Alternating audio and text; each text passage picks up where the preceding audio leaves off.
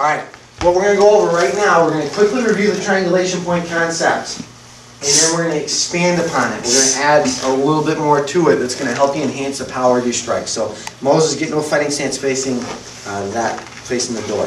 So triangulation point. How many people have heard this before? You've seen this. Okay, good. So how many of you haven't heard this before? All right. I'm going to go over it quickly. The concept is pretty simple, and then I'm going to add to it. So we're going to make a triangle. The first side of the triangle, just as a review, is from one leg to the other. So here's my first side. I'm going to put it heel to heel. Now I'm going to connect the other two sides. I want to make an isosceles triangle.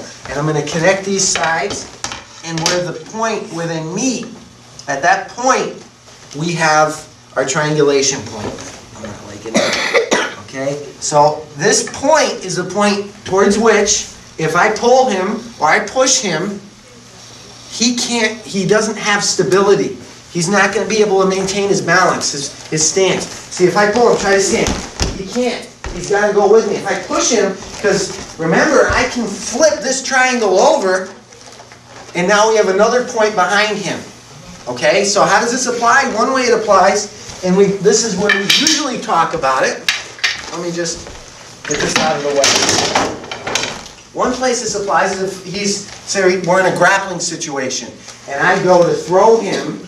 I'm not going to try to pull him where he has stability, which, by the way, if I still had that triangle formed, the direction of which he has most stability is along that first side that I formed. So if I'm pushing along that side, that's where he's going to be most stable.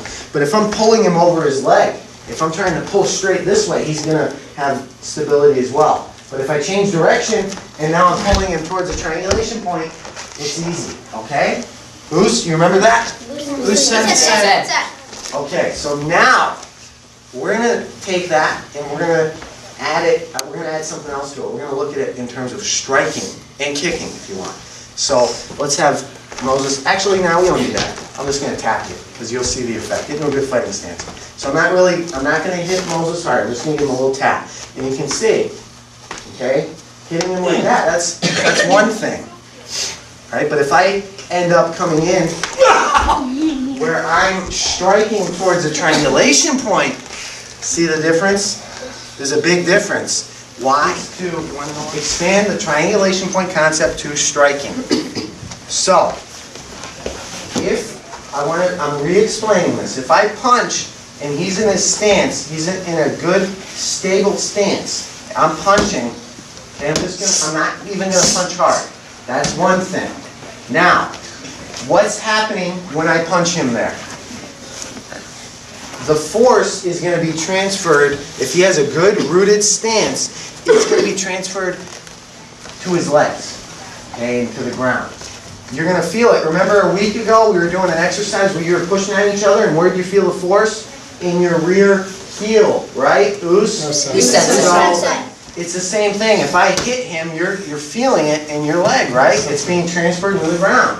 Now if we attack towards the triangulation point, instead of that energy being transferred into the ground, it's going to be transferred into him. He's not going to be able to, his body isn't going to be able to transfer it into the ground. So it isn't, this is what somebody asked me, so what, you're just pushing? No, I'm just throwing my punch. I'm just doing a regular punch. Could I push him over? Sure. We already applied the triangulation point to throws and takedowns, and we can do more of that. But today I want you to see that it also applies to strikes. It's going to increase your energy transfer, basically, in your punch. So here, I'm not even having it, you don't even have to throw a hard punch, because I don't want you to hurt each other. You just throw a nice, easy punch.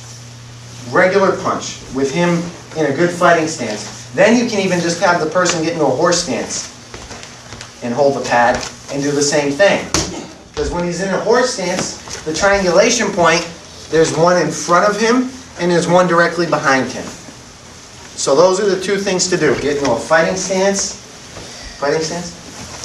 and just throw the punch, and then have him get in a horse stance and see the difference. Okay? Alright, so that's it. It's a punch, it's not a push. Go!